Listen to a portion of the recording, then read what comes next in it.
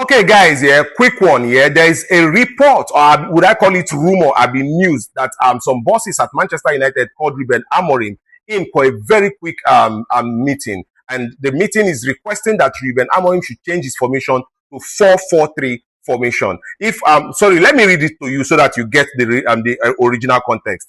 The football365.com says the account wrote on X exclusive formation request and sacked.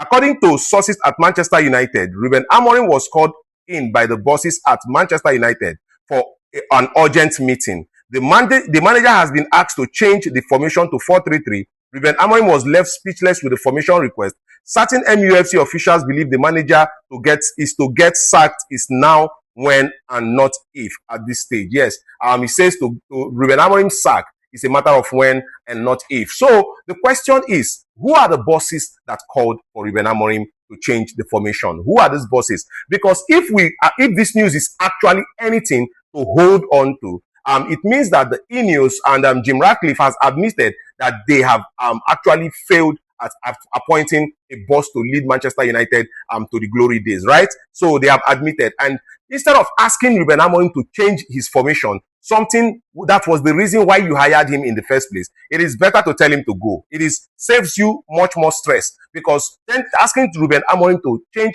his formation would further plunge Manchester United into that dark hole of misery. Yes, so it's better that you tell the manager to go, hire someone who his fault is to play 4-3-3. Yes, and that is a very simple thing. But at the end of the day, let us look at who is actually reporting this news. Who are the bosses that have requested for Ruben Amorim to change his formation? Because recently, Jim Ratcliffe came out to actually show further his backing for Ruben Amorim.